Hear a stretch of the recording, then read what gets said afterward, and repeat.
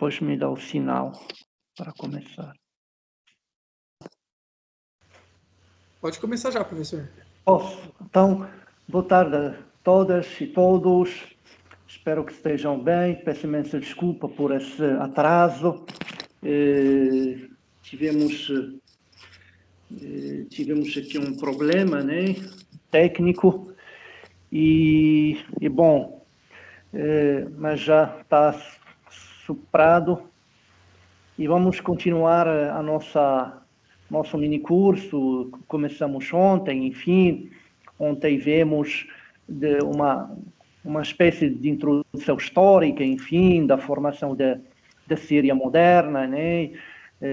Como, digamos, a Síria, enfim, passou por vários períodos civilizacionais, desde o período islâmico, otomano, depois o período do colonialismo, enfim, do mandato francês e britânico, como, digamos, a separação, enfim, também decorreu do Império Otomano, levante, digamos, a revolta árabe, e depois as promessas, enfim, não cumpridas das potências coloniais e como as potências coloniais tiveram que dominar e ocupar os países árabes e não só isso, sobretudo, enfim, criar de uma forma quase artificial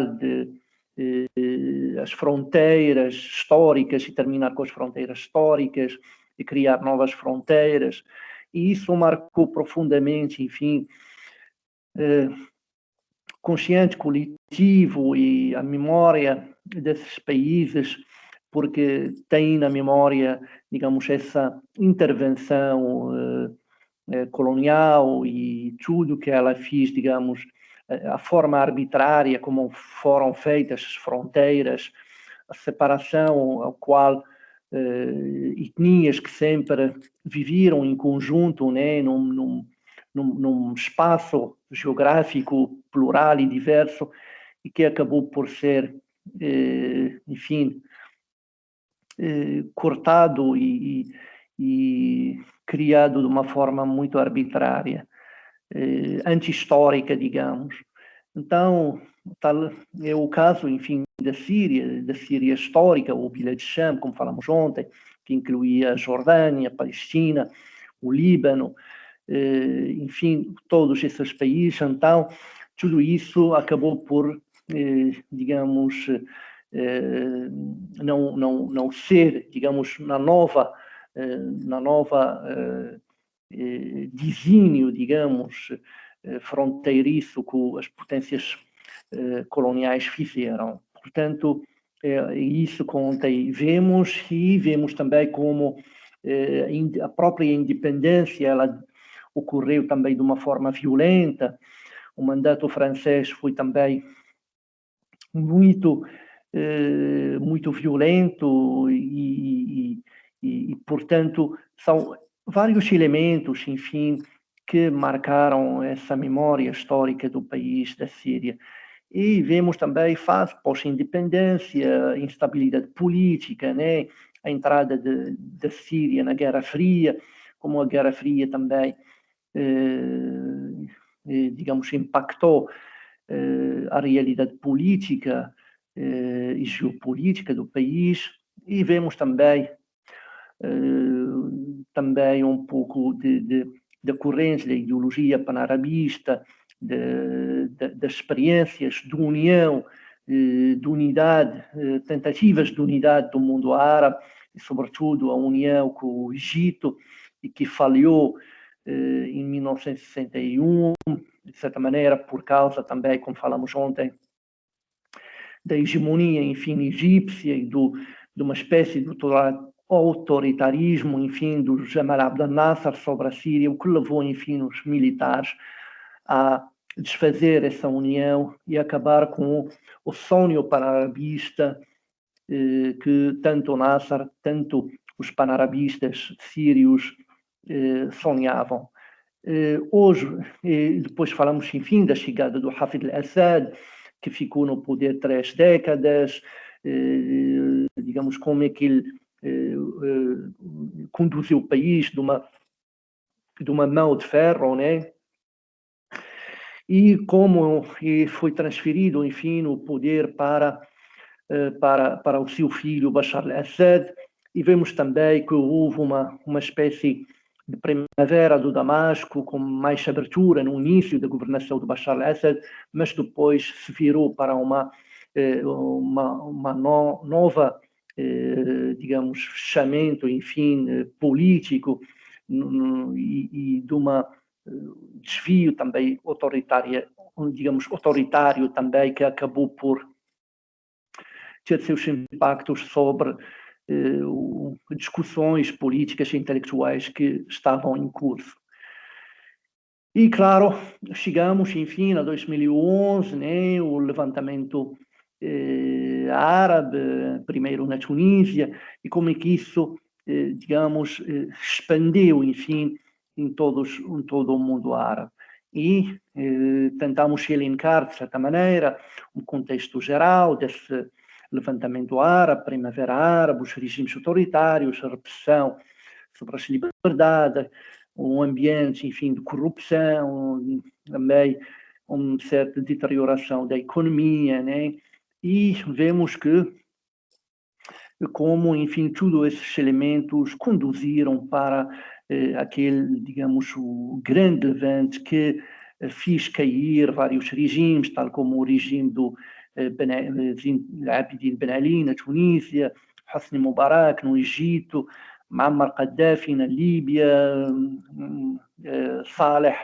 Abdallah Saleh no Iêmen, e mais do que isso, alguns países, enfim, conseguiram, enfim, retomar o seu caminho, enfim, mesmo através de outros golpes de Estado, tal como no Egito, por exemplo, em que os militares deram um novo golpe de Estado contra, digamos, o governo civil do Mohamed Morsi, e, enfim, outros países, enfim, fizeram algumas reformas, tal como, digamos, a Tunísia, depois da Revolução, novamente recuperaram. Marrocos também teve o impacto da Primavera Árabe, mas conseguiu superar, enfim, esse levantamento através de algumas reformas.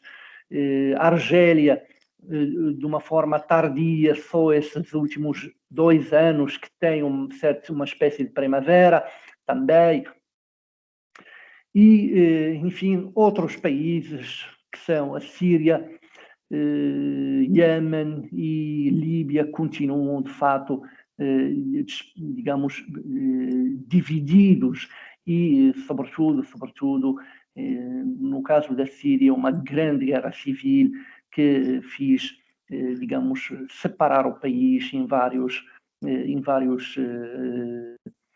regiões e divididos e dominados por vários grupos, né, cujos interesses são divergentes, mas sobretudo a Síria se tornou um palco de luta pela hegemonia na região entre as grandes potências, de um lado a Rússia e do outro lado Estados Unidos e os países da Europa. Portanto, e também participação de outros países regionais, tal como o Iêmen, tal como o Hezbollah, tal como o Qatar, a Arábia Saudita, Emirados Árabes Unidos, que também viram esses países, sobretudo os países do Golfo, viram também nesse levantamento, enfim, na Síria, uma forma, enfim, de desfazer do regime do Bashar al-Assad. Portanto, é tudo essa complexidade das relações internacionais hoje no mundo, ela é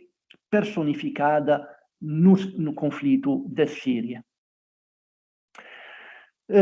Digamos, um dos fatores, digamos, que impactou, enfim, no caso da Síria, enfim, é uma grande seca, mudanças climáticas, enfim, empobrecimento das áreas rurais, levou a um êxodo rural, né? E tudo isso foi, digamos, na fase pré-revolucionária. Portanto, havia alguns elementos também enfim, de pobreza, né? E isso constituiu, de fato, o elemento da revolução. Aliás, foi nas periferias, nessas zonas rurais marginalizadas, que começou, digamos, o descontentamento e a revolta contra o regime. O regime do Assad, ao sentir o perigo dos levantes populares, tomou algumas medidas, enfim, no campo econômico-social, um aumento, enfim, de 7% nos salários, enfim, para 2 milhões de funcionários públicos. Era uma maneira, enfim, para acalmar, enfim, a revolta. Também se avançou para algumas reformas políticas, como uma nova Constituição, fim do estado de emergência, e também uma abertura, também um levantamento, enfim, também da censura, etc. Mas, mesmo assim, continuam, enfim, digamos, os apelos para as manifestações se mantiveram, enfim, sobretudo no Facebook. Portanto, mesmo essas reformas não, apesar dessas reformas, não acalmaram, de certa maneira, o levantamento popular. Em 15 de março, a primeira manifestação ocorre em Damasco para exigir, enfim, a abolição da lei de emergência. Este movimento espalhou por todas as cidades do país e, portanto, o que se começou, enfim, por uma espécie de protesto local, sobretudo na cidade de Daraa, em 15 de março, virou uma revolta nacional. Portanto, tanto os Estados Unidos, Israel, França, Grã-Bretanha e Turquia, as monarquias do Golfo, viram nisso uma oportunidade de ouro, né, de fazer cair o regime de Assad, do Bashar al-Assad, e todo, enfim, o regime do Partido Baath. Portanto, isto, digamos, de certa maneira, um contexto. A guerra, mais do que isso, a guerra se transformou numa guerra civil, uma espécie de guerra por procuração, né? Uma espécie de proxy war. A comunidade internacional, enfim, da Cruz Vermelha declarou o estado de guerra civil em 2012. Em 2013, a entrada, enfim, do chamado ISIS, o Daesh, né? O chamado Estado Islâmico, enfim, uma terminologia que não significa nada, digamos, não existe um Estado Islâmico, existe um grupo terrorista, enfim, que se espalhou na região. Também em 2015 marca a entrada da Rússia na arena internacional, na arena, enfim, política e militar da Síria. Isso enfim, transforma o país, enfim, numa grande guerra que causou, enfim, milhões e milhões enfim, de exodo, né, de refugiados sírios espalhados pelo mundo fora, né?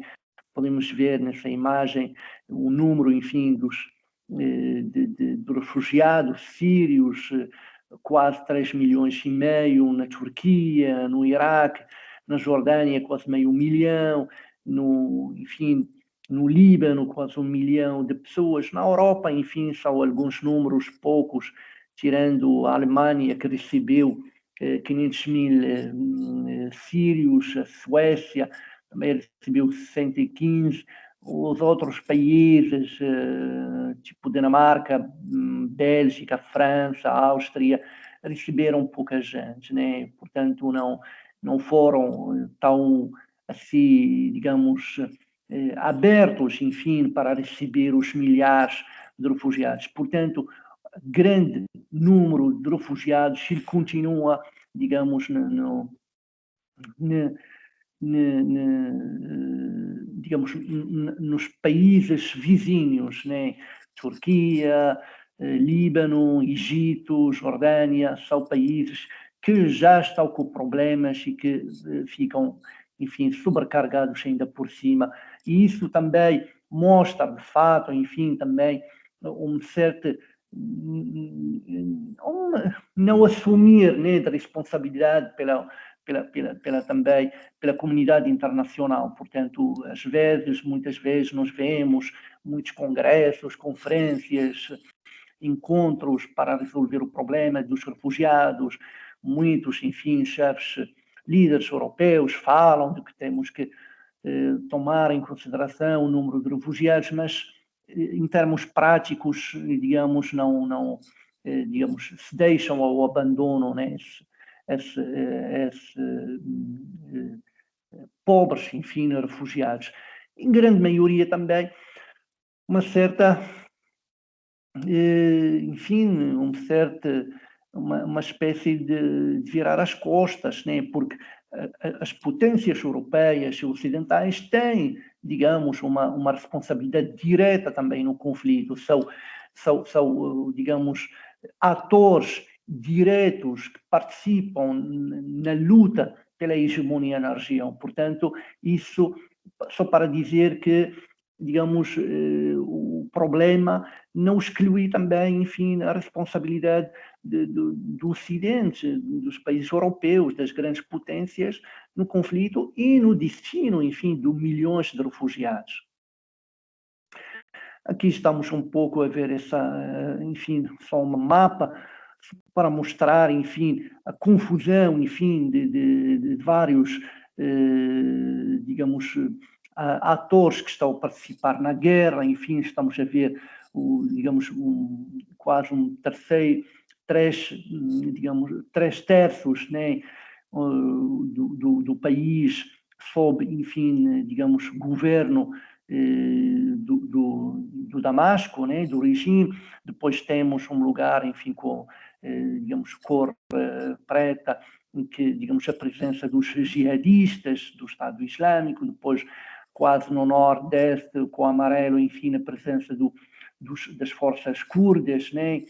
Depois tem outro lugar, enfim, também perto da Turquia, em Idlib, por exemplo, presença também de outros rebeldes, né, também, e há também uma zona também, tem, digamos, uma presença de Turquia, enfim, que também já tem uma zona de influência no país, para também, com razões, enfim, digamos, específicos da Turquia, para, enfim, combater os curdos, né, e neutralizar, digamos, o levantamento dos curdos. E temos também no sul, digamos, a presença do Israel digamos, nas planícies do Golan, né? Então, isso só para mostrar um pouco, né, o panorama da Síria neste momento. Mas, enfim, outro mapa também que mostra, enfim, também essa confusão, né, das grandes forças em presença. Estamos a ver, enfim, presença de bases militares sírios, russos, americanos, iranianos, turcos.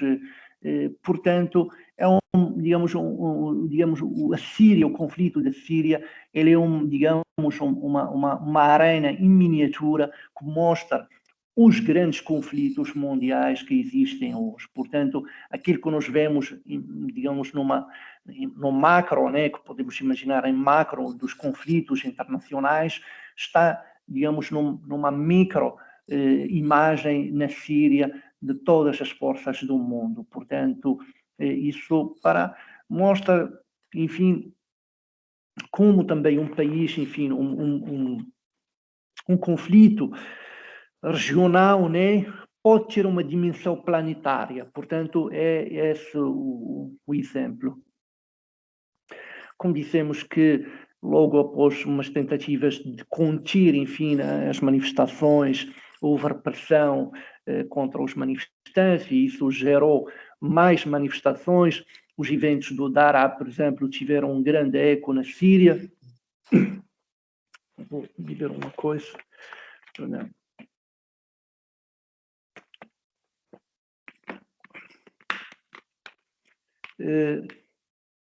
protestos e incidentes pacíficos começaram a aumentar, o poder do Damasco, do regime, com medo, enfim, da degeneração da revolução, como em outros países árabes, passou a não tolerar qualquer, enfim, manifestação e reage, enfim, de uma forma exagerada em várias cidades. A repressão, portanto, torna-se a norma, novas intervenções do regime, né, do exército, mais mortos, mais detenções, seguidos de mais manifestações. Portanto, um ciclo de violência que, digamos, começou a entrou em vigor nas cidades de médio porte, como Homs, Hama, Latakia, Qamishli,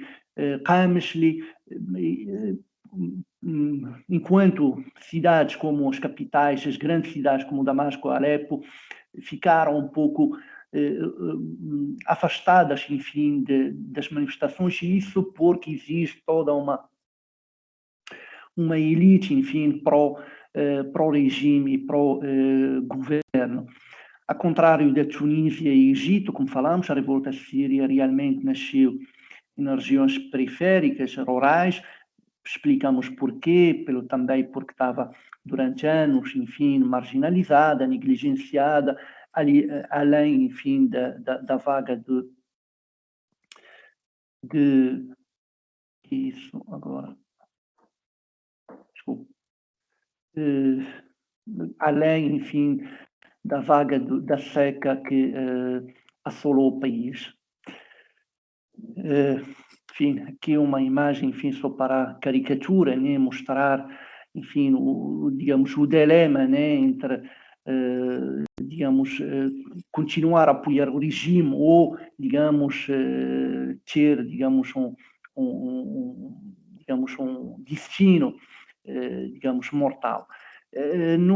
Bashar al-Assad interveio também no mesmo ano, 2011, na data 30 de março, tentando, enfim, explicar num discurso e tentar acalmar os ânimos, mas mesmo assim ele deixou claro que, digamos, a Síria enfrentava uma conspiração internacional, estrangeira, que deve ser, digamos, reprimida de uma forma implacável. E seguramente foi isso, enfim, de essa, digamos, reação, enfim, dura, né, que aconteceu. Portanto, o regime passou, enfim, a ter uma reação menos flexível e acabou por tornar, enfim,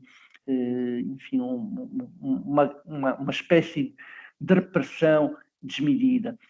Apesar de ter falado das reformas, o Bashar al-Assad não abordou as questões essenciais levantadas pelos manifestantes, tal como a hegemonia do partido Baath, o apelo à liberalização do regime, privilégios da oligarquia dominante, o estado de emergência em vigor desde 1963, que restringia as liberdades públicas e que também fazia uma censura a todos os meios de comunicação. Uma das outras medidas para também neutralizar o levantamento, a revolta e naturalizar os curdos. Quase 300 mil curdos sírios estavam sem nacionalidade, estavam quase apátridas, sem digamos, cidadania. Ele naturalizou os curdos como uma forma também neutralizar qualquer levantamento regional da parte dos curdos. Em 21 de abril, um outro levantamento levantou, digamos, o estado de emergência, foi extinguida, digamos, o Tribunal de Segurança de Estado, digamos, passaram a autorizar, enfim, algumas manifestações pacíficas. Mas tudo isso era, digamos, tarde demais, que já estava, digamos, espalhou, digamos, o espírito, enfim, dos revoltosos e de levantamento, de certa maneira. Já estava espalhado no país. digamos, se, digamos, a revolta começou com pedidos de reformas, de aliviar, enfim, acabar com o estado de emergência, etc., digamos, os manifestantes, digamos, radicalizaram, digamos, seus pedidos e passaram a apelar para a queda do regime e sem mais nenhumas reformas. Portanto, aqui rompe o diálogo e surge a aposta no confronto fatal, digamos, mortal, entre dois blocos, né, os revoltantes e o regime. Surge também durante esse período chamado Shabiha, que são uma espécie de milícias para o regime que combatem, digamos, a oposição e que cometeram vários mortos, enfim, assassinatos, digamos, assassinatos em massa, né? Começa também a surgir uma outra espécie de guerra, uma guerra informacional enfim, nas televisões árabes, nos meios de televisão, Al Jazeera do Qatar e Al Arabiya da Arábia Saudita contra o regime do Assad. Portanto, Al Jazeera desempenhou um papel muito influente na queda dos regimes, eram diariamente, digamos, mostras e apelos, enfim, para a queda dos regimes. Ela tinha um poder inimaginável, digamos, incrível da Al Jazeera na queda, digamos, dos regimes, de vários regimes, quer seja no Egito, na Tunísia, na Líbia, no Iêmen e na Síria. Enquanto isso, eles nunca, curiosamente, né, este é um paradoxo, esses canais da Arábia Saudita e de Al Jazeera nunca apelaram sobre reformas nesses países do Golfo, né? Eles sempre apelaram para reformas e queda de regime dos outros, né? Os outros países árabes, mas eles nunca questionaram, digamos, a situação, enfim, oligárquica que existe nesses países, tanto a Arábia Saudita como o Qatar, Emirados Árabes Unidos, portanto, em que famílias dirigem o país. Portanto, esse é um dos paradoxos também, mas isso também mostra essa bipolarização no âmbito do mundo árabe, que ela, digamos, surgiu e ela personificou, digamos, a divisão no âmbito do mundo árabe. Portanto, isso quase, enfim, mostra o tamanho, né, da rivalidade dentro do mundo árabe, de quase o ódio de um regime para o outro, e isso se vê, né, se viu, enfim, mesmo contra Saddam Hussein, contra Muammar Gaddafi, enfim, contra o regime sírio, o que, de certa maneira, né, paradoxalmente, desconstrói qualquer ideia panarabista da possibilidade, né, de unidade de uma nação árabe. Portanto, infelizmente, isso não acontece. Estas são imagens, enfim, das duas grandes, enfim, TVs influentes, Al Jazeera e Al Arabiya. Portanto, a oposição, enfim, também começou aqui também a surgir toda uma oposição no estrangeiro, começou a ser organizados alguns comitês de coordenação local, compostas por jovens, né, sem apolíticos. Surge também o exército de Síria livre, né? Primeiro liderado por um coronel chamado Riyad al-Assad, que estava, digamos, radicado na Turquia. Começam a aparecer também jihadistas armados, graças às monarquias do Golfo, Arábia Saudita, Emirados Árabes Unidos e Qatar são responsáveis por armamento, enfim, dos jihadistas, dos radicais islâmicos, enfim, da própria, enfim, Estado Islâmico, foram, sem dúvida nenhuma, armados por esses países, portanto, e também ajudados pelas potências ocidentais. Portanto, há uma mão, enfim, não devemos, enfim, de esquecer isso, existe uma mão direta, enfim, digamos, na formação do chamado Estado Islâmico, dos grupos terroristas, jihadistas, que foram armados e preparados e formados com uma finalidade de fazer cair o regime do Bashar al-Assad, né? Portanto, havia um projeto, né, de fazer desaparecer o regime do Bashar al-Assad e cair, enfim, o regime. Portanto, só para, enfim, deixar isso sublinhado. No terreno havia, digamos, um desequilíbrio das forças, há digamos, podemos dizer, digamos, um elemento forte na Síria, que é o exército, né, que é fortíssimo, muito, tem digamos, muito profissional e muito coeso, né, tem 300 mil, tinha, né, na altura, no início do conflito, 300 mil homens, mais 100 homens, 1000 homens, tropas de elite, que compunham, enfim, as guardas republicanas, né, que eram, enfim, comandados por Maher al-Assad, que tinham tanques e aviões, portanto havia conseguiram esmagar, de certa maneira, no início, né, digamos, a oposição. Portanto, isso só para mostrar que no início havia um desequilíbrio das forças e que permitiu, enfim, cometer também grandes mortes em massa, né, contra a oposição, né. A oposição não tinha coordenação, eles tinham opiniões divergentes, pertenciam a vários correntes, né? Por vezes também rivalizavam entre eles, e lutam até entre eles, havia islâmicos, secularistas, nacionalistas árabes, marxistas, liberais, né? Portanto, havia uma amálgama, né, também da oposição. No dia, enfim, nesse mesmo ano, 23 de agosto de 2011, em Istambul se cria o Conselho Nacional Sírio, com 140 membros, dos quais apenas metade mora na Síria.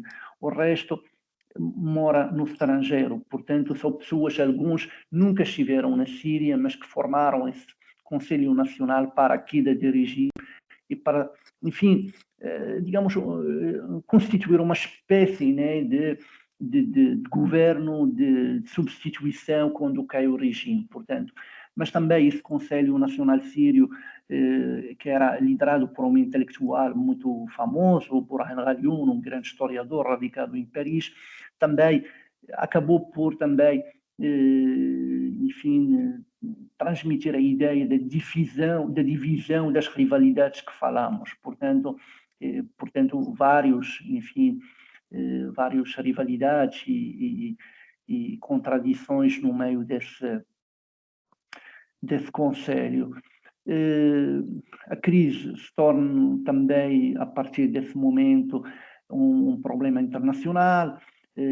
Na Turquia, onde milhares de refugiados começaram a chegar, enfim, começaram também a se realizar reuniões. Aí foi o primeiro-ministro Recep Tayyip Erdogan declarou que o seu país dizia que no seu país que os problemas na Síria não são mais uma questão de política externa, mas uma questão interna. Portanto, ele, digamos, declara, enfim, o envolvimento, né, da Turquia também na queda do regime do Bashar al-Assad. Na sequência disso, há um rompimento das relações entre Síria e Turquia, né? Bom, quem se envolveu nessa guerra? Podemos dizer que havia atores locais, por um lado o governo, do outro lado, enfim, o exército sírio livre, né? Depois tem os curdos, depois digamos, os radicais islamistas da Nosra, né? Há atores regionais, Irã, Iraque, Hezbollah do Líbano, Turquia, Arábia Saudita, Qatar, Jazira, né? Egito, ISIS, Al-Qaeda e Israel. Portanto, isso mostra, enfim, também uma certa amálgama dos atores regionais que estavam, enfim, cada um, digamos, a apoiar uma corrente, né?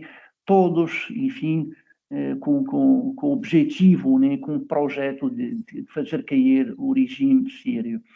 E, claro, obviamente, o mais complexo foi os atores internacionais, as potências, enfim, grandes potências, Estados Unidos, Rússia, Reino Unido, França e China. Portanto, a Síria tornou quase uma espécie, um palco, enfim, de uma nova Guerra Fria, né, entre, digamos, dois blocos, a China e a Rússia, e, do outro lado, Estados Unidos, os países europeus. Portanto, também, em termos internacionais, o conflito sírio simboliza, enfim, a nova, digamos, nova Guerra Fria que existe no mundo e nas relações internacionais hoje. A Turquia, quais os interesses da Turquia no governo, no conflito, digamos, da Síria? A Turquia é um ator regional importante, um membro da NATO, mas que, pela sua posição geográfica, por seus também problemas internos, também busca também de projeção, de protagonismo a nível regional e a nível internacional, levou com que também o Tayyip Erdogan, né, também ele lidera, de certa maneira, numa procura do neo-otomanismo, né, de uma projeção internacional e tudo mais, né, que ele se intervém no conflito da Síria. A Turquia tem fronteiras com a Síria, tem também um problema dos curdos, separatistas curdos, e, portanto, a Turquia também utilizou, instrumentalizou o conflito sírio, né, para também acabar com, digamos, os separatistas curdos, eliminar, de fato, a ameaça de separatismo curdo. No primeiro momento, já em 2011, havia um apoio aberto para a saída do regime do Al-Assad, com apoio logístico para os rebeldes, criando até milícias para lutar, digamos, no exército sírio livre, os chamados Ahrar Sham, né? No segundo momento, e já em 2013, declararam, digamos, um objetivo que é para justificar a presença e apoio militar, né, em nome de combater a ISIS, né, o Daesh, né. Na prática, digamos, o que Erdogan e a Turquia queria é combater as forças curdas, portanto, que eram apoiadas por Estados Unidos. Portanto, confusão, digamos, divergência de interesses. A Turquia e os Estados Unidos são aliados, né? Mas têm interesses divergentes no terreno, porque, de um lado, os Estados Unidos apoiam os curdos para fazer cair o regime do Assad, né? Mas, do outro lado, também os curdos utilizam as armas, o apoio, para também, enfim, utilizá-las contra, digamos, contra a Turquia, a própria Turquia, né? Portanto, aí começa, enfim, digamos, em nome de combater, digamos, os grupos jihadistas do Estado, chamado Estado Islâmico, né? Grupos terroristas, mas na prática cria também, digamos, combater o separatismo curdo. Num terceiro momento, já uma radicalização da Turquia, da posição da Turquia. Já nessa altura, 2014, Erdogan se torna presidente, né? Aumenta, digamos, aumenta também a repressão, uma política econômica nacionalista. Externamente, ele distancia dos Estados Unidos e aproxima da Rússia, compra armamentos, né? Sobretudo S-400, né? Aqueles mísseis da Rússia, que os Estados Unidos não queria que a Turquia comprasse da Rússia. Também uma aproximação ao Irã, que é também um ator também importantíssimo na guerra da Síria para o regime do Assad e anti-americana, né? Portanto, aqui também mostra que os aliados têm outros aliados que são inimigos dos outros, né? Portanto, a Turquia se aproxima do Irã, né? mas o Irã é digamos, um inimigo, né, público dos Estados Unidos e de Israel. Portanto, isso também mostra, enfim, ambivalências, enfim, das relações internacionais no âmbito do conflito da Síria. Há também uma aproximação com o Catar. A Turquia abre uma base militar em 2015 e começa, enfim, e isso leva também a uma disputa com a Arábia Saudita. Portanto, aliás, também a Arábia Saudita não queria, enfim, ver uma base militar no Catar e não via com bons olhos, enfim, a expansão da Turquia no Golfo Pérsico, né? Mas também uma procura, enfim, aproveitamento político para também expandir politicamente e geopoliticamente, no caso da Turquia. A relação com, digamos, a relação com a Rússia, a escolha era entre confrontação direta ou entrar em acordo, né, com a Rússia, com o objetivo de evitar, enfim, o separatismo curdo. Aqui estamos a ver, digamos, uma aliança, né, digamos, por um lado, a Turquia ela é considerada, né, um aliado da NATO, né, dos Estados Unidos e do Ocidente, mas no terreno ela se alia, né, faz uma aliança, né, com a Rússia e Irã, né? Se bem que eles têm divergentes objetivos, porque a Turquia quer a queda do regime, né? Já o Irã e a Rússia querem a manutenção do regime sírio, né? Portanto, isso mostra também alguns paradoxos, né? Desse conflito. Grande prioridade, digamos, o objetivo turco era evitar separatismo curdo. Final de 2014, apoio, enfim, logístico indireto para a ISIS, para poder conquistar território chamado Kobani, que é digamos, um lugar, terreno, enfim, dos curdos. A Turquia fecha as fronteiras para os reforços, os seus curdos, mas deixou, enfim, passagem para os combatentes, enfim, do ISIS, né, de um lado. Quarto momento, enfim, depois da derrota do Estado Islâmico, uma intervenção militar direta, né, na Síria por exemplo, em março de 2018, digamos, a ocupação da cidade de Afrin junto com as forças armadas sírias. Portanto, esse, digamos, 2018. Depois temos, em terceiro lugar, enfim, Estados Unidos, Rússia, governo governo da Síria. Portanto, aqui estamos a observar também dois atores essenciais, que são os Estados Unidos e a Rússia, que, enfim, os dois tinham também objetivos, projetos diferentes, que são que era a manutenção do governo sírio, e o outro que procura a queda do regime. Com o tempo, enfim, digamos, com a entrada forte da Rússia no conflito sírio e dos avanços do exército sírio, né, do regime, ganhar contra ISIS e contra a oposição, digamos, o Ocidente começa a observar que não há, digamos, uma substituição ao regime do Assad. Começa a visualizar-se a possibilidade de negociar com Bashar al-Assad, com o regime do Damasco, né? Aceitando a permanência do Assad, porque não existe alternativa, né?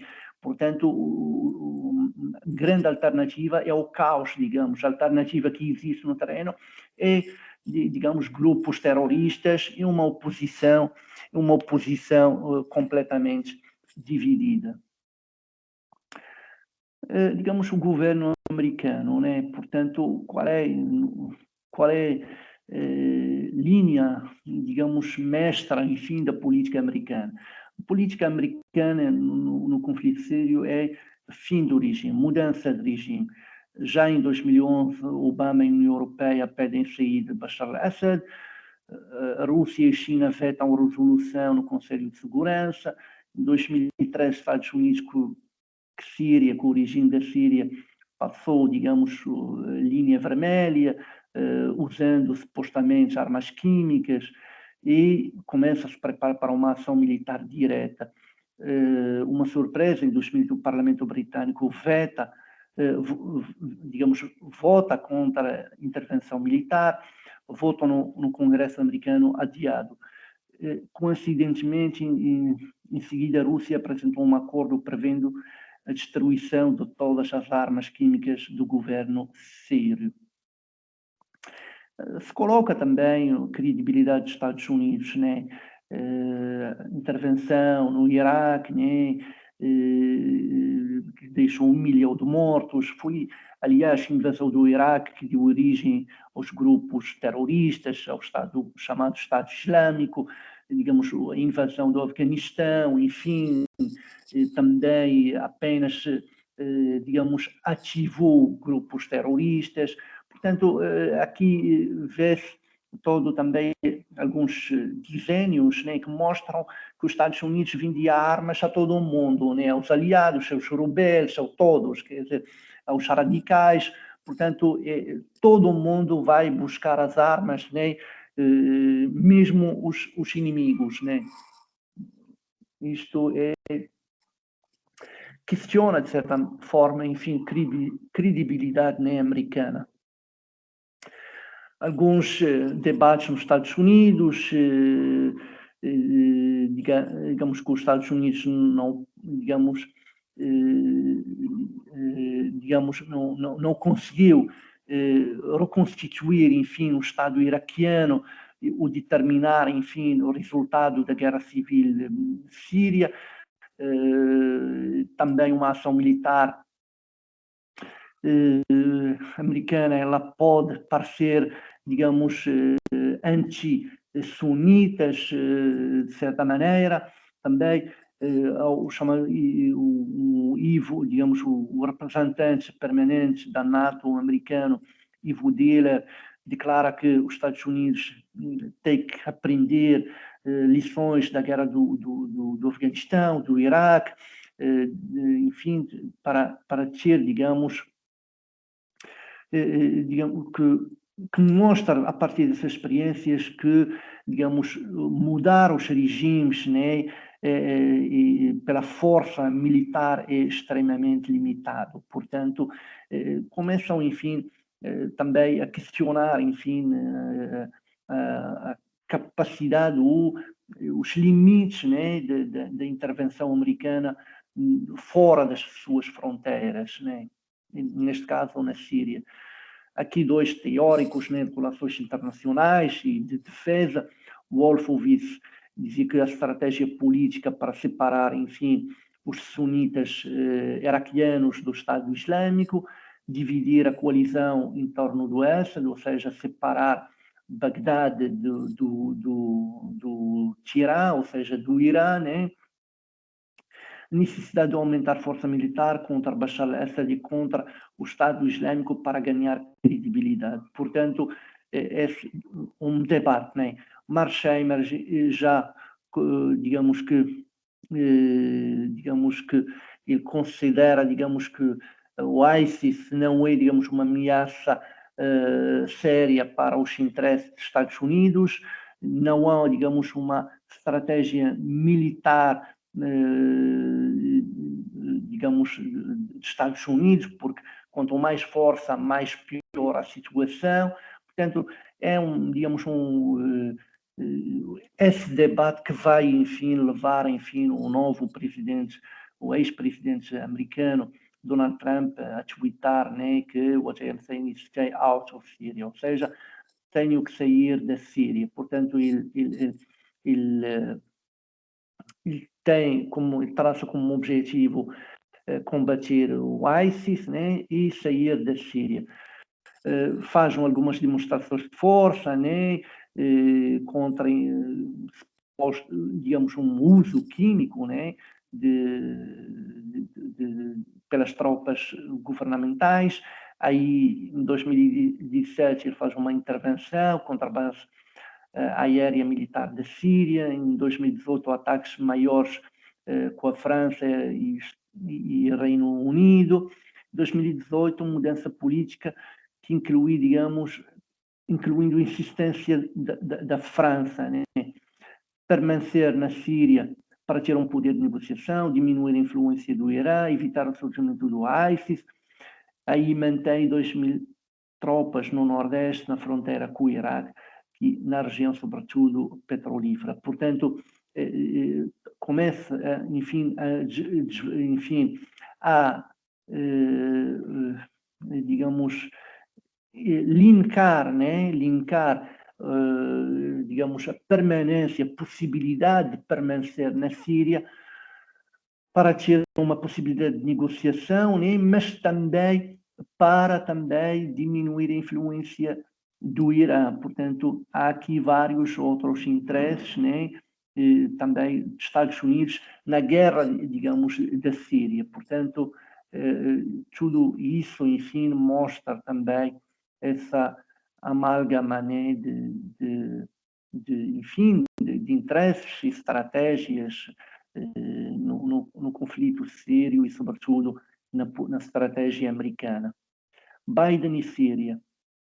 A chegada de Biden, enfim, ela, enfim, trouxe também enfim, digamos, o fim de America First, mas America's is back. Portanto, o retorno, digamos, o Biden, digamos,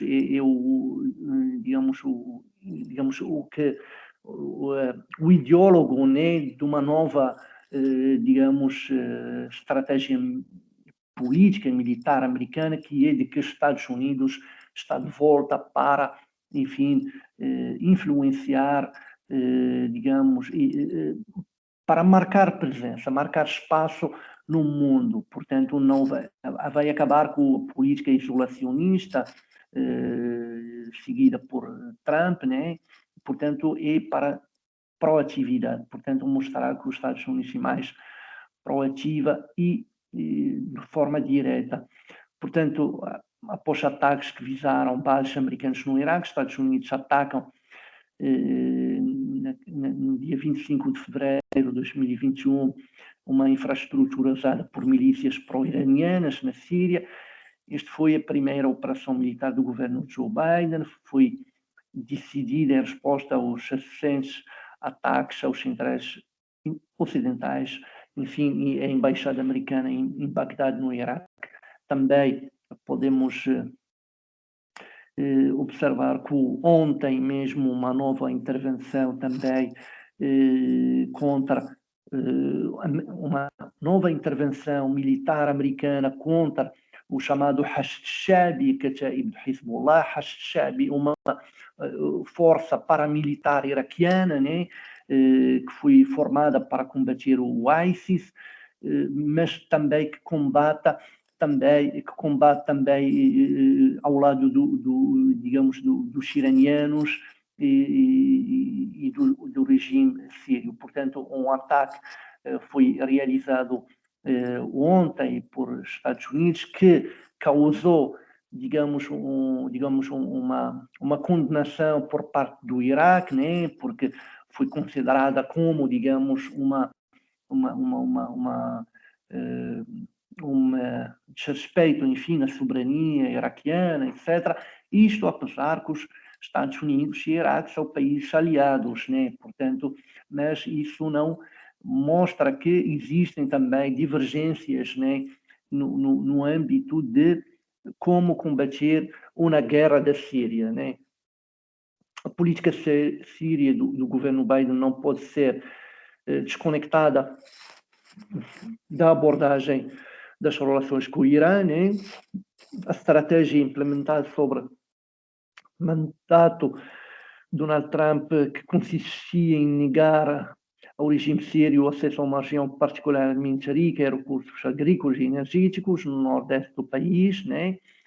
Sob controle das forças democráticas sírias, que são essas forças democráticas sírias é digamos, um grupo, digamos, heterogêneo de uma coalizão supervisionada por partido, enfim, digamos, com uma ala militar que é, digamos, do partido PKK, o Partido dos Trabalhadores Curdo. Portanto, há uma ala militar que supervisiona, digamos, as forças democráticas sírias. Portanto,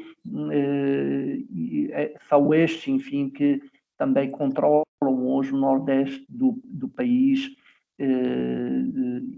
do país na Síria, e que, enfim, a estratégia de Joe Biden é continuar, enfim, digamos, a apoiar essas forças democráticas sírias. Essa é enfim, alguns, digamos, só bandeiras, enfim, das forças democráticas da Síria, né, que, como dissemos, é uma coligação que junta dezenas e dezenas de grupos, né, militares, cada um com os seus interesses, enfim, com os seus objetivos. O governo dos Estados Unidos parece renovar a aposta estratégica de apoiar os curdos em uma área de vital importância, né? Rica em petróleo. Essa mobilização do fator curdo é uma constante na política americana na Síria, né? Ajudar os curdos para, enfim, utilizar os curdos para estabilizar o regime. Por outro lado, a Turquia não aceita e combate os curdos. Portanto, os curdos têm uma aliança com os Estados Unidos que torna obsoleto seu compromisso ideológico, ou seja, unidade de proteção do povo, sendo, digamos, o avatar do PKK turco, que defende, aliás, uma ideologia anti-imperialista e está na lista americana de organizações terroristas, porque essa aliança dos curdos e com os Estados Unidos faz com que ajude, digamos, essa unidade de proteção do povo, que é um braço militar do Partido Trabalhista Curdo, ela diverge, né, com a posição americana para com esse Partido Trabalhadores Curdos, que é considerado uma organização terrorista. Portanto, Estados Unidos apoia, né, o braço militar de uma organização que ela considera terrorista. Então, isso só para mostrar um pouco essa confusão, né, digamos, das políticas, das estratégias militares americanas no conflito sírio. Portanto, podemos dizer que, apesar de uma aliança tática com as forças curdas, Estados Unidos, enfim, tentam, enfim, também poupar os interesses também e salvaguardar os interesses do parceiro turco, né? Em várias ocasiões os curdos foram abandonados, enfim, por exemplo, na Batalha do Afrin, 2018, é um exemplo disso. Portanto,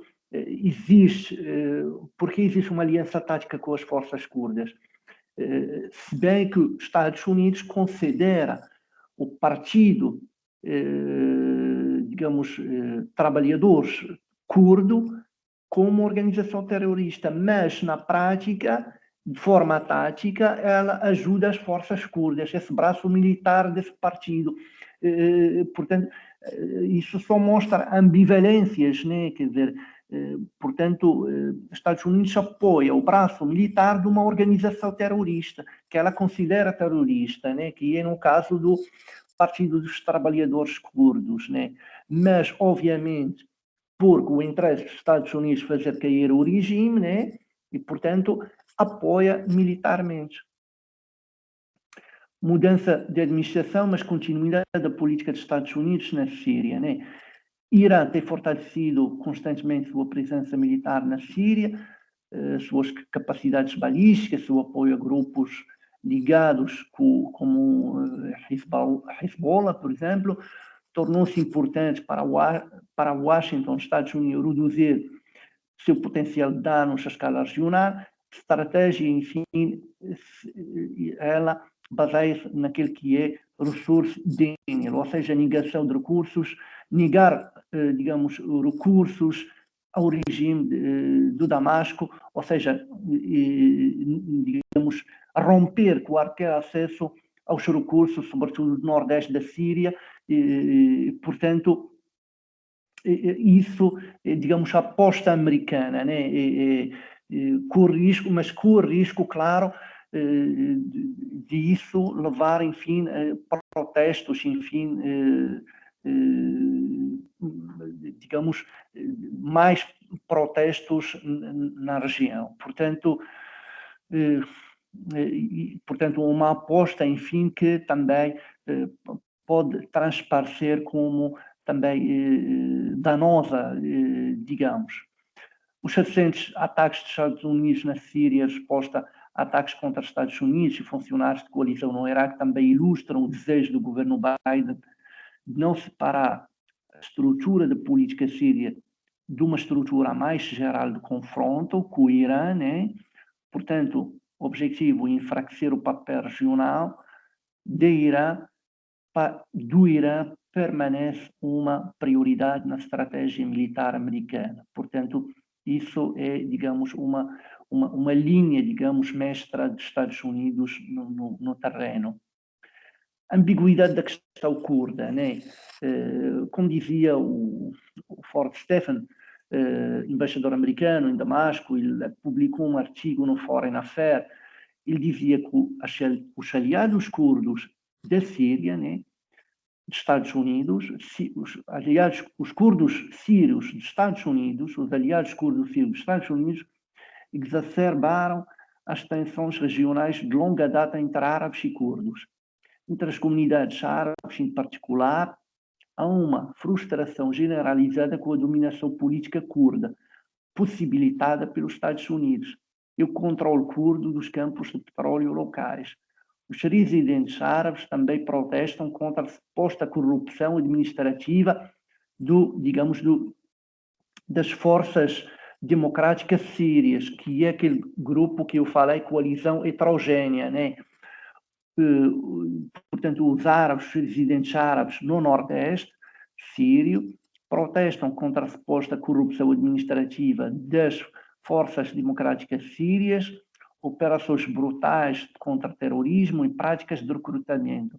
Por sua vez, as forças curdas realizaram bombardeios com carros-bomba contra cidades árabes de controle militar turco. Em tal ambiente repleto de tensões étnicas e conflitos tribais, o ISIS pode operar com a aceitação tácita das comunidades locais e recrutar para suas fileiras. Portanto, é um texto que resume bem, enfim, digamos, essa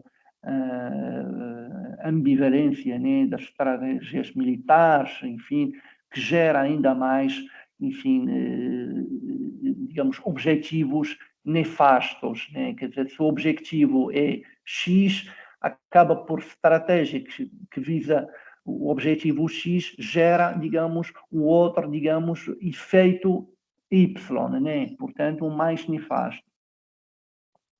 No caso do Irã, Irã é um aliado, enfim, da Síria desde 1979. O objetivo do Irã na Síria é defender o governo de Bashar al-Assad, isso é a unidade do território, é um país que está contra a autonomia para os curdos, criar corredor de influência do Irã até Líbano, né, de influência que vai até Líbano, Hezbollah, estabelecer uma infraestrutura militar permanente na Síria, ganhar prestígio juntamente com a Rússia, perdão, combater também a Al-Qaeda e o ISIS, que dá também uma certa legitimidade, e também, por outro lado, também luta pela saída das tropas dos Estados Unidos. Irã mobiliza tropas e milícias, ela conquistou, enfim, de fato, a Irã conseguiu conquistar um grande prestígio no Iraque durante a Guerra Civil e na luta contra a Al-Qaeda e Estado Islâmico. Portanto, também Irã, enfim, ela, tal como a Turquia, procura esse protagonismo também regional, procura de hegemonia regional através, enfim, da guerra síria. Ela fez isso, mostrou isso durante a guerra civil iraquiana e agora está a ganhar também essa, digamos, protagonismo na guerra síria. Temos outro ator, né, também que participa, que é o Hezbollah.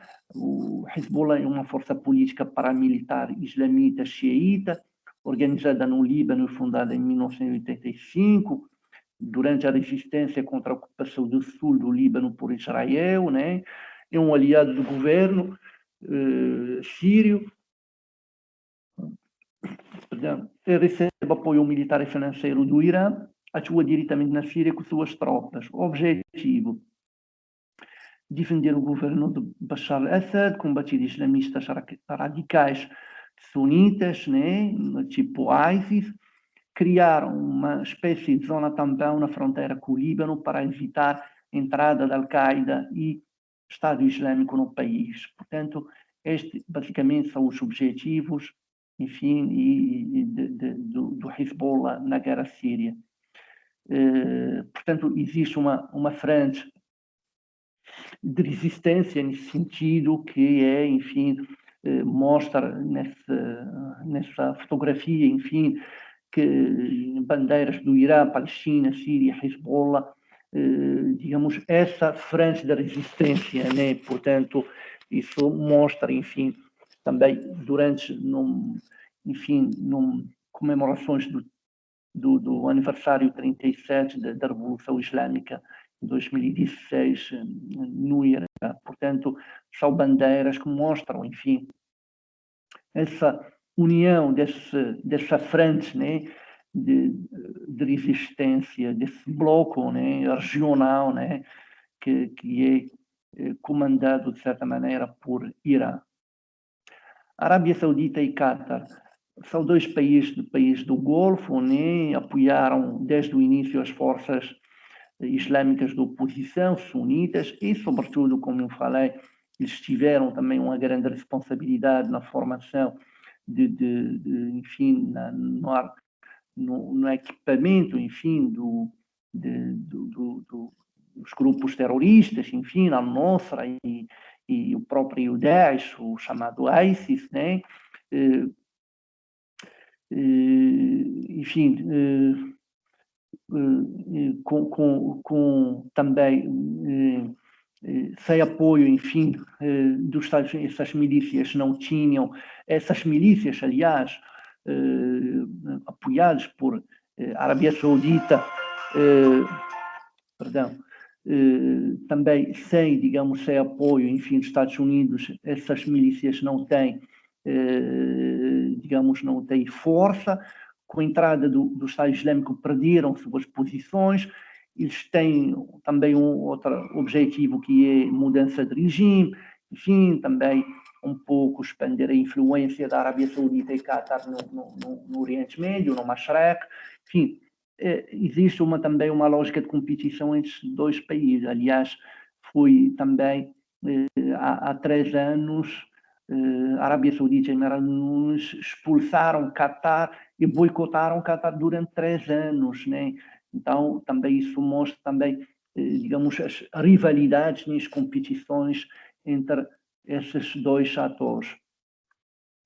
Depois da entrada da Rússia diminuiu a sua presença, havia uma conferência em Riad com, digamos, que foi aceita, digamos, a possibilidade de chegar a um acordo com o regime de Bashar al-Assad, portanto, perante, digamos, a não possibilidade enfim, de fazer cair o regime, começou a surgir, digamos, digamos, uma espécie de realismo político, né? Enfim, de tentar achar um acordo, né, com o regime do Assad. Israel ela ocupa as colinas do Golã desde a guerra de Yom Kippur, né, de outubro de 1973. Israel tem um grande objetivo, que é a mudança de regime, procura evitar o fortalecimento de Hezbollah no Líbano, evitar também presença militar iraniana perto das colinas do Golã, apoio logístico à Al-Qaeda. Ela apoia logisticamente a Al-Qaeda sem envolvimento direto, portanto, e ataques aéreos de vez em quando ao território sírio, né, contra alvos do Iraque, Hezbollah, né, mas sem envolvimento com tropas terrestres. Portanto, é, digamos, um pouco a política, a estratégia israelita no conflito sírio. Portanto, é, digamos, fazer cair o regime sírio, enfim, e neutralizar Hezbollah e Irã, né? 2018, Síria derrubou um F-16 israelita com equipamento russo, né? Digamos, também isso tem um simbolismo grande, aquela ideia da invulnerabilidade da força aérea israelita também, né? Também também Israel sempre procurou também, juntamente com a Rússia, conter a Irã. Portanto, também não consegue, enfim, também convencer a Rússia para neutralizar a Irã. A Rússia, existe um impasse entre o Ocidente e a Rússia, seguido pela China em seguida, e isso torna um dos elementos essenciais, enfim, se torna, digamos, um dos elementos essenciais para, digamos, a permanência do conflito. O Kremlin pretende reconquistar um papel de liderança internacional, fazer as pessoas que querem seu pagamento desde o colapso do regime soviético, né? A crise síria oferece essa oportunidade, né? Portanto, o Moscovo é um aliado sírio de longa data, discorda veementemente da condenação do regime, digamos, da condenação do regime pelo Ocidente, mesmo que, digamos, que os líderes russos, de vez em quando, se mostram também impacientes para, digamos, que o regime do Damasco de fazer reformas. Portanto, enfim, estão sempre, por mais que sejam, enfim, impacientes para que o regime Bashar al-Assad de fazer, digamos, algumas reformas, né? Mas eles se mantêm, enfim, fiéis, digamos, aliados do regime sírio, até porque eles têm também uma base militar em Tartus, né, no Mediterrâneo, que permite, digamos, à Rússia, enfim, marcar presença no Mediterrâneo, né, nas águas quentes, né. Portanto, a Rússia, perdão, com, digamos, com sua aliança com a Síria, lhe permite, digamos, essa presença digamos, no mar Mediterrâneo, que é, digamos, um elemento fundamental, digamos, para a estratégia militar da Rússia. A partir de junho, a Rússia se declarou contra qualquer resolução da ONU sobre a Síria, dizendo sempre que a situação não representa ameaça para a paz e segurança no mundo. Para a Rússia, como falamos, é bom manter um aliado, digamos, o último aliado no Oriente Médio, para mostrar também sua independência perante o Ocidente, o que lhe oferece também fazer ouvir a sua voz numa região estratégica onde, digamos, Estados Unidos tem uma grande monopólio, né? A Rússia tem uma base naval, né, no Mediterrâneo, como falei, e mais agora estão a realizar algumas obras para possibilitar, enfim, ter centros de depósito capazes de acomodar, enfim, os maiores navios da frota russa. Portanto, isso mostra também porque, digamos, a Rússia insiste, enfim, de apoiar, digamos, o regime sírio, né? Diante do apoio saudita, os rebeldes também sunitas sírios, né? A Rússia agradece também a Damasco de uma forma indireta, porque também seu apoio enfim, nas guerras da Chechênia e também na Geórgia. Também, enfim, na Rússia, para para com a Arábia Saudita também, ela tem sempre, digamos, um pé atrás, né? Uma desconfiança, porque também a Rússia também tem, de certa maneira, influência wahhabi, né? Do islamismo, digamos, radical, né? De uma corrente religiosa radical nesses países do Cáucaso, que é uma região muito sensível para os russos. Portanto, também a Arábia Saudita tem esse poder de influência sobre alguns, enfim, digamos, países muçulmanos no Cáucaso, né? Perto da Rússia. Perdão. A posição de Moscou sobre a crise síria não pode ser desconectada de desenvolvimento, enfim, da política interna russa, né? E da deterioração das relações com o Ocidente. Enfim, em 2011, na altura, primeiro-ministro Vladimir Putin, ele voltou, enfim, como presidente, né, em 2012.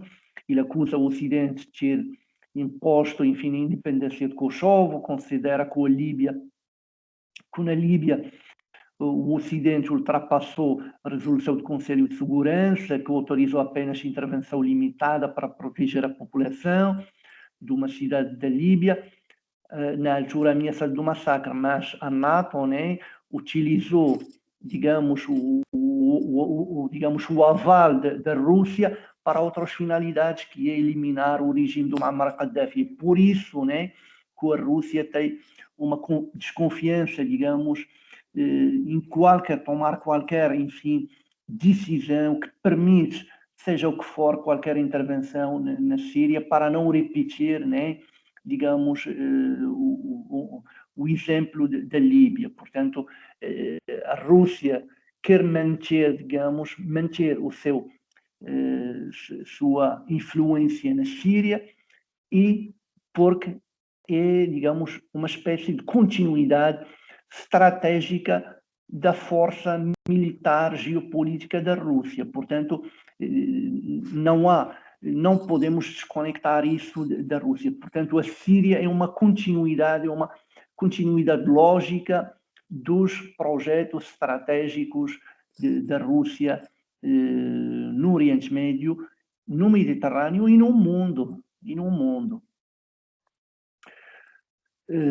Portanto, e para isso que Putin não quis que se repita na Síria qualquer, enfim, intervenção ocidental que faz cair o regime, né?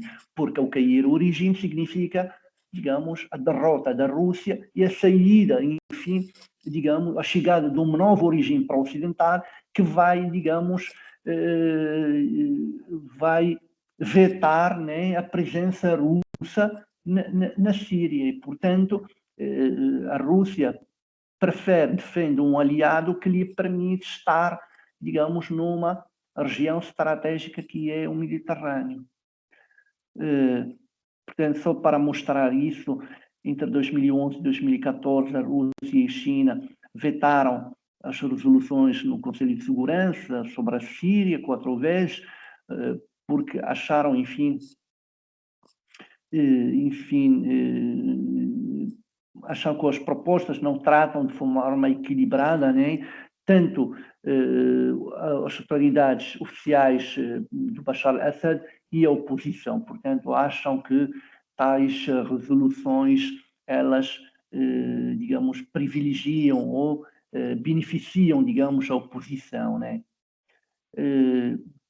Também só uma espécie de informação, enfim, a Liga Árabe, né, ela expulsou, digamos, suspendeu, enfim, digamos, a participação da Síria dentro da Liga Árabe. Portanto, a Síria já não é mais, digamos, está suspensa, enfim, de participar, né, digamos, dentro da Liga Árabe, né, que também é uma Liga Árabe que não tem, digamos, podemos dizer, nenhuma força política, né? Portanto, é uma espécie enfim, de um corpo morto, né? Que não tem,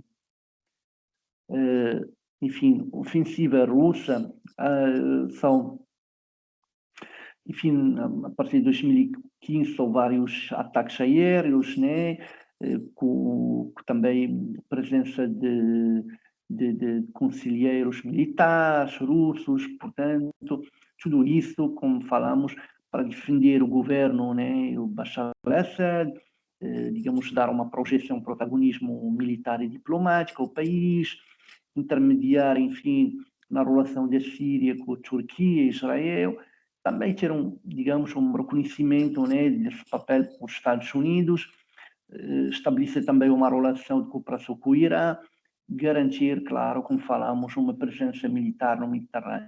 Portanto, são vários objetivos que a Rússia tem na Síria. Claro, aqui o extremismo sunita, né? Enfim, frente à Nosra, são filiados do Al-Qaeda, depois temos, sobretudo, a imagem do Abu Bakr al-Baghdadi, que lança, digamos, no Iraque, o Estado Islâmico do Iraque, Levante, né? O chamado ISIS. A Nosra rejeita a fusão e continua operando em paralelo, em competição com o Estado Islâmico. Em 2014, o chamado ISIS proclama o califado, né? Entre aspas, quer dizer, um grupo terrorista que proclama a ideia do califado, também, enfim, sem nenhum alcance, né? De uma forma vazia, né? Não tem nenhum, mas apenas por questões de retórica e propaganda, né? Aqui algumas imagens, eles têm até passaporte, né? O Estado Islâmico já emitiram passaportes, como é que eles estragam, enfim, os monumentos milenares, né? Assassinatos em massa, portanto, digamos, simboliza, digamos, a barbaridade e o mal, né? No seu maior, né? Estamos aqui a observar, enfim, digamos, zonas controladas por, enfim, pelo Estado Islâmico, né? Estima-se que mais de 30 mil soldados do eixo no Iraque e na Síria, tem mais de 15 mil voluntários de 80 países, portanto, isso só para também mostrar, enfim, essa... A outra também, Jabhat al-Nusra, e a Tahrir Sham também, que também depois da derrota do ISIS, houve uma reorganização da Frente al-Nusra, distanciou da Al-Qaeda, cria-se uma frente pela conquista da Síria, Jabhat al-Nusra e Hayat Tahrir Sham, ou seja, a Hayat para, digamos, reconquistar, digamos, a Síria, né? Hayat Tahrir Sham, objetivo facilitar alianças, tem, digamos, o seu último bastião de oposição no Idlib, controlado por Hayat Tahrir Sham, cessar fogo negociado entre a Rússia e a Turquia e Síria, cerca, enfim, eles, enfim, controlam quase 3 milhões de civis, né? Portanto, nessa região existe 3 milhões de civis que, enfim, qualquer intervenção também arrisca-se de ter, enfim, de atingir, enfim, populações civis. Processo de negociação na ONU desde 2011, em Genebra, começam, enfim, vários esforços, enfim, de negociação. Claro, sei a presença da Al-Qaeda, né, ISIS, né, problema permanente, insistência na saída de Bashar al-Assad, que é um problema, que é, digamos, negado por a Rússia. Há um enviado especial da ONU para manter um diálogo, enfim, hoje é um Geir Pedersen. Existem vários processos, o processo da Astana, digamos, liderado por Rússia, negociação entre Rússia, Irã e Turquia. Também foi organizado também em Sochi, no processo, num outro, digamos, encontro em 2018, em Sochi, tentativa, enfim, de uma negociação com as partes locais. A oposição também boicotou. Depois também houve outra conferência lá no lado, digamos, opositor, que é da Arábia Saudita, nessa também conferência também mostra cada um busca também manter a sua influência. Também ao fazer essa conferência, organizá-la na Arábia Saudita, a Arábia Saudita procura também manter a sua influência e negociar com grupos apoiados pelo Egito.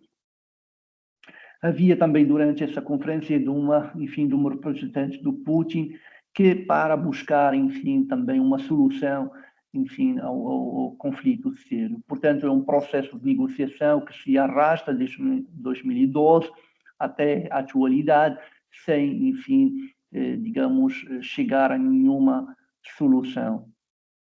A situação atual é o regime sírio controla cerca de 2/3 do território, com 2 milhões de pessoas, metade da população original. Nordeste, com as forças curdas, controlam 1/3 do território, ou seja, 3 milhões de habitantes. Quanto à oposição militar na Síria, hoje ela se resume a grupos radicais islâmicos, como Hayat Tahrir al-Sham, na região do Idlib, e sempre o grupo de Estado Islâmico que ocupa, pelo menos, enfim, territórios no leste do país, né? Portanto, essa é a situação atual. O que mostra também uma divisão, né, no âmbito da oposição, que se mantém, não tem uma figura, enfim, consensual, e aparece no terreno não há outra alternativa ao regime do Bashar al-Assad. Portanto, se alguém me pergunta qual é o futuro do conflito, quer dizer, nada, enfim, por todas, digamos, paradoxos, divergências de interesses de vários atores regionais, locais, internacionais, nada visualiza, digamos, uma solução, digamos, futura, digamos, do conflito da Síria. Portanto, vamos esperar, enfim, ainda vários anos até tentar chegar a digamos, a uma solução que restabelece, né, digamos, estabelece ou não, né, nada garante, já passou uma década, né, se poderia voltar, digamos, a recuperar a Síria, digamos, pós-independência, tal como conhecemos, né? Portanto, por todas essas razões, né, nada garante que pode haver digamos, uma solução próxima, digamos, próximos no médio prazo, digamos. Não vejo essa possibilidade. Aqui, portanto, alguns, enfim, vários grupos, né, que constituem, digamos, coligação do exército do sírio livre, né? Portanto, são vários, cada grupo tem seus objetivos, enfim, portanto, portanto, isso também mostra, de fato, digamos, a complexidade do conflito sírio. Aqui também outras milícias que só o número de milícias, só para haver dezenas e dezenas de milícias que combatem ao lado do regime. Portanto, imagina cada milícia, né, com os seus objetivos, com os seus interesses, enfim, são, enfim, várias milícias. Portanto, isso só para... Até agora, enfim, dizem que a estimativa de mortos, 500 mil, meio milhão de mortos, quase 6 milhões, né, de refugiados, outros deslocados 6 milhões e meio, a população que precisa de assistência são 14 milhões, portanto, é uma situação, enfim, digamos, avassaladora, né? Uma situação complexa. Portanto, isso, acho que falei o que for um pouco, isso.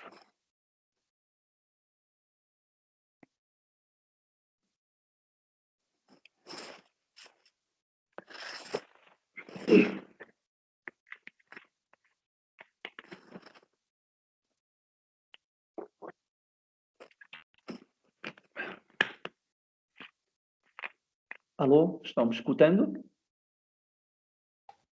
Professor, Sim. já terminou? Já terminei, sim. Ok, então, muito obrigado, professor, pela sua apresentação. Obrigado. Alguma delegação tem pergunta do pessoal da imprensa também? Alguma dúvida sobre a apresentação, sobre o que foi discutido?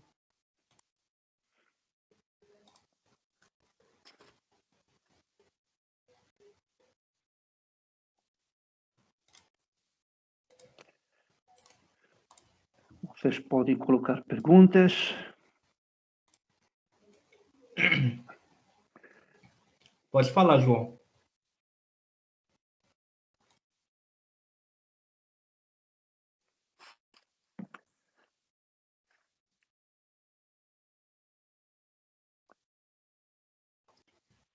Lucas da Alzazira, então, se vocês quiserem, vocês colocam aqui no chat, daí eu leio para quem está acompanhando também poder ver, ou senão vocês podem ligar o microfone de vocês também, caso queiram.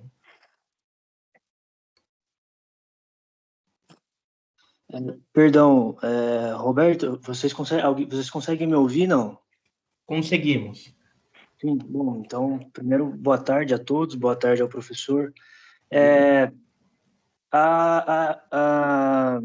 A dúvida que eu tenho, faz um tempo já, mas então eu vou tentar retomar um pouquinho do raciocínio, mas a dúvida que eu tenho é que quando foi apresentada a postura do Bashar al-Assad, a postura diplomática, né, como sendo algo mais,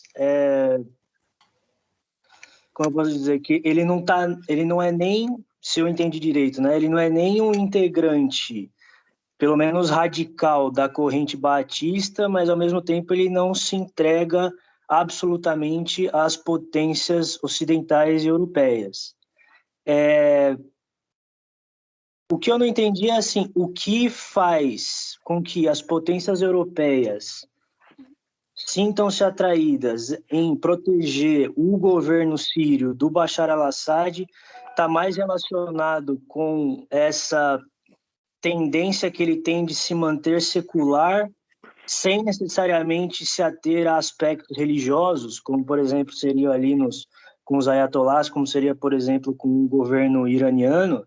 É isso que faz ele ser ali, digamos, um ponto fora da curva para esse conflito de interesses do Oriente. Obrigado desde já pelo esclarecimento. Obrigado pela pergunta. Pois, é situação, digamos, paradoxal, né? De um lado, a Europa e o Ocidente e também atores regionais, né? Como a Arábia Saudita e Qatar, querem, quer dizer, Árabes Unidos não, porque abriu uma embaixada, enfim, ultimamente na Síria, mas pelo menos no Ocidente eles querem se livrar do regime porque acham, enfim, que é um regime, enfim, que não negocia, um regime, digamos, torturador, autoritário e tudo mais, só que ao mesmo tempo não vejam uma alternativa a ele. Porquê?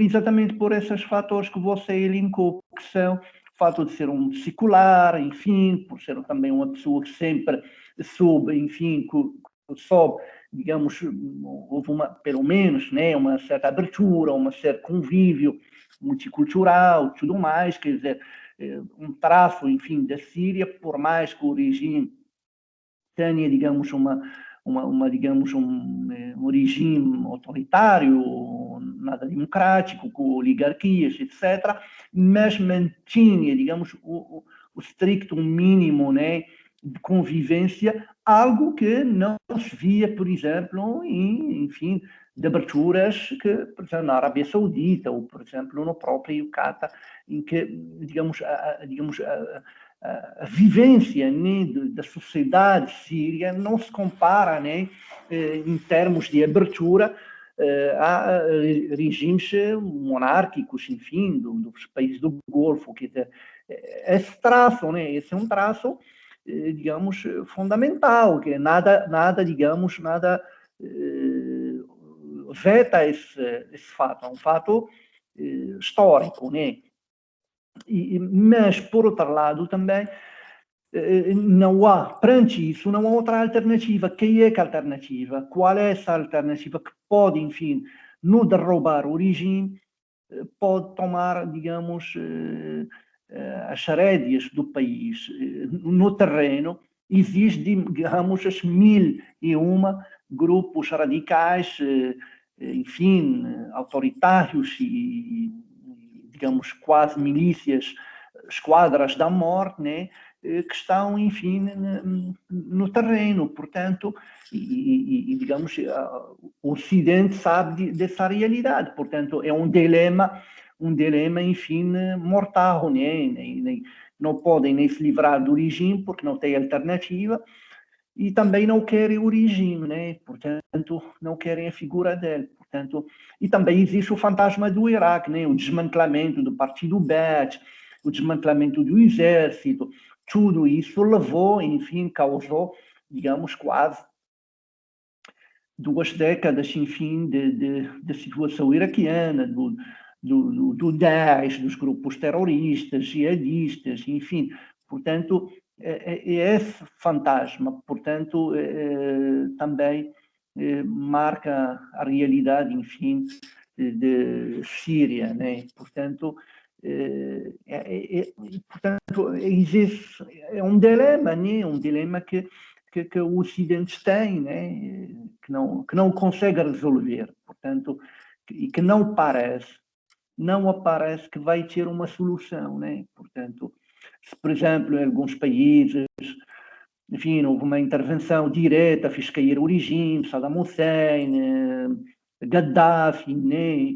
Que a NATO entrou e eliminou, digamos, a figura, e já digamos, na Síria isso não é possível pela presença da Rússia, né? Pelo fator da Rússia. Portanto, a Rússia ela não quer mais repetir o exemplo, né, da Líbia, nem enfim, nem do Iraque também, né?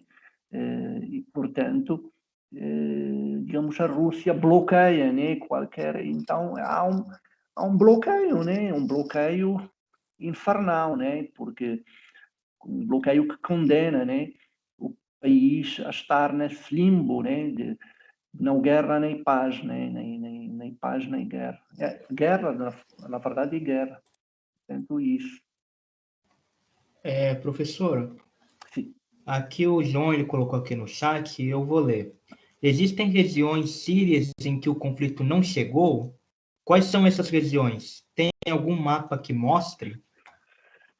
Portanto, quer dizer, tá, os mapas que observamos, né, todas mostram que o país está ardendo, né, quer dizer, não, tirando, vá lá, capital, possivelmente capital, um pouco que está ainda tem uma vida mais ou menos normal, né, tirando isso, o país todo está, digamos, em conflito, praticamente, né. Então, não tirando Damasco, né? Não parece, digamos, com uma vida normal, digamos, no resto do país. A Thalita pergunta sobre a posição dos curdos em relação ao regime, seria o lado deles no conflito. O conflito deles, quer dizer, digamos, Thalita, apenas um momento. Conflitos se realmente são apenas um movimento à parte do governo, dos rebeldes, ou apoiam algum lado mesmo que indiretamente. Nós vemos com uma primeira tentativa que o Assad fez de naturalizar 300 mil curdos, né? De uma tentativa de enfim, neutralizar os curdos. Só que hoje os curdos é um elemento, enfim, anti-regime, né? Acaba por ser, ele é instrumentalizado digamos, pelo Ocidente, enfim, e pelos Estados Unidos, pelos países europeus, mas a realidade curda também ela é uma realidade dramática, porque de um lado, eles estão na fronteira, né, com a Turquia faz a guerra aos curdos, do outro lado, eles recebem, digamos, apoio dos Estados Unidos para se manter, digamos, na guerra contra o regime, portanto, eles não estão nesse limbo também, né? Digamos, a situação curda é essa, né? E também, de um lado, tem oposição da Turquia de haver qualquer espécie de uma autonomia curda, mesmo que haja na fronteira da Síria, não vai permitir, porque se permitir isso, obviamente vai haver, digamos, vozes, né, na Turquia de haver digamos, de uma separatismo na Turquia dos curdos, né, que algo que a Turquia não quer. Portanto, a Turquia ela combate, digamos, de uma forma veemente, né, qualquer espécie de surgimento de um Estado, né, de uma espécie de Estado, né, dos curdos, mesmo que seja na Síria. E, portanto, e por outro lado, né, os Estados Unidos apoiam, né, e prometem aos curdos, né, também prometem a eles um lar, né, um Estado, e, portanto, tem esse limbo, né, também do limbo dramático dos curdos, né, que estão a ser instrumentalizados também, né, são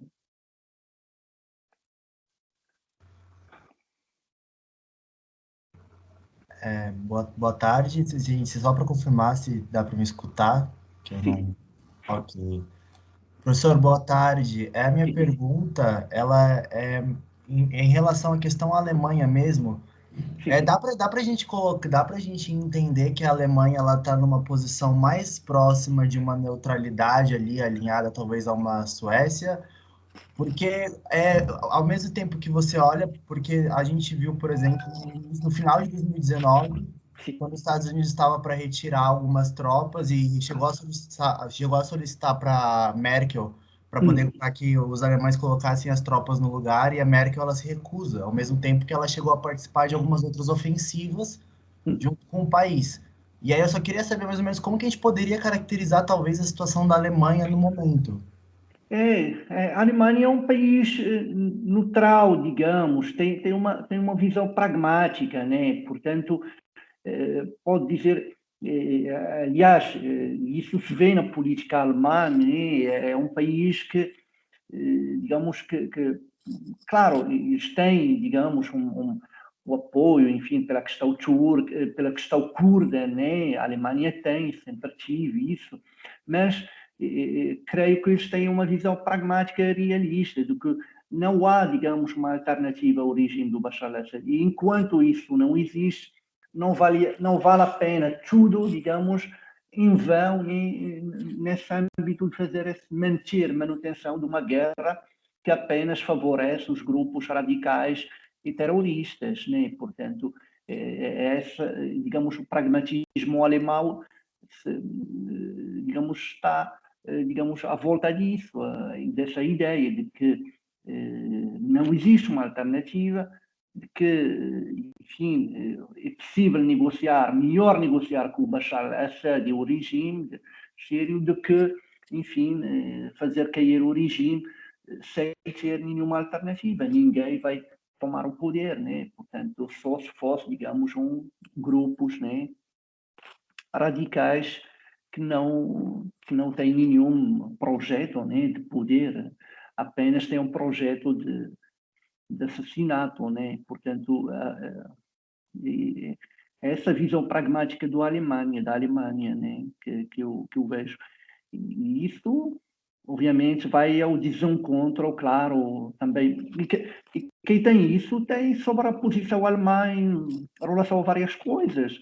A Rússia, a China, né? Porque a Alemanha sempre quer negociar, né? Ela tem digamos, negociar até as relações que tem com a Rússia, são relações que não, digamos, que não são bem vistas por Estados Unidos, né? Porque a Alemanha tem uma política próxima com a Rússia, tem enfim, os interesses do gasoduto, etc., e tudo mais.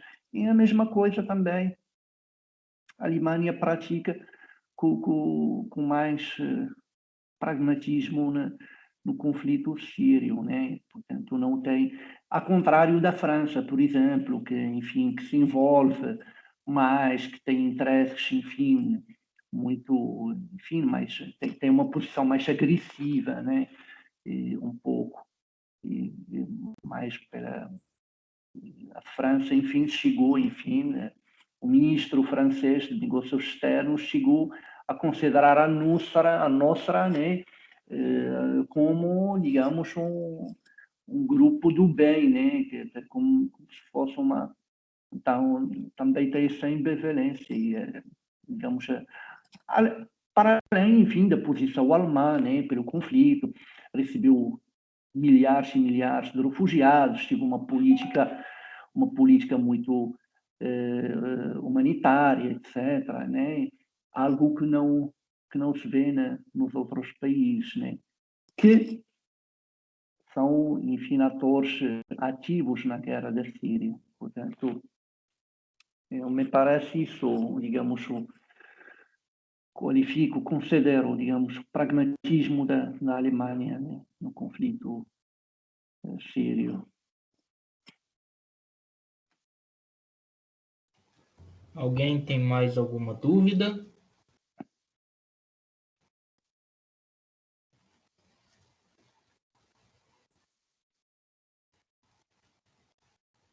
Alguém, que acho que o Lucas colocou pergunta sobre Bashar, né?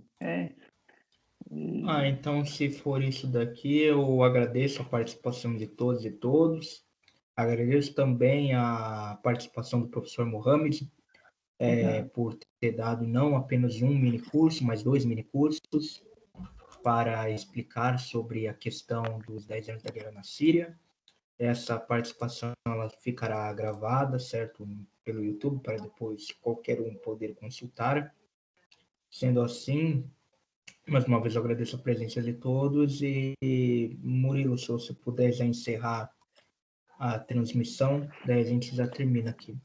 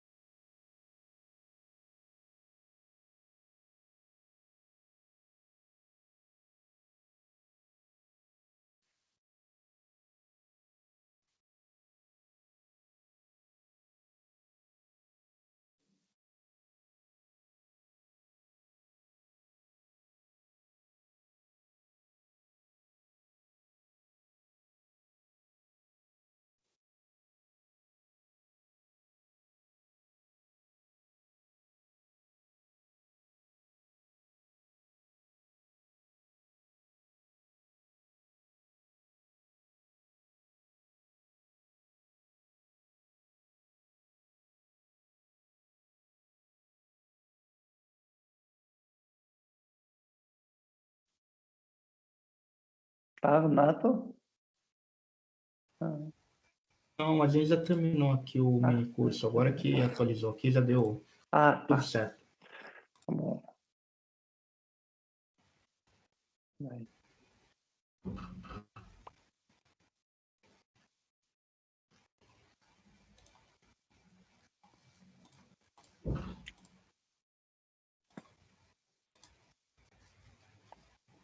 Ok, então, obrigado pela participação, professor. Desculpa a confusão. Nada. Daí já ficou tranquilo. Tá bom. Posso desligar, então? Pode sim. Tá bom. Então, até amanhã, Renato. Tchau. Até amanhã. Obrigado. Tchau. Tchau, tchau.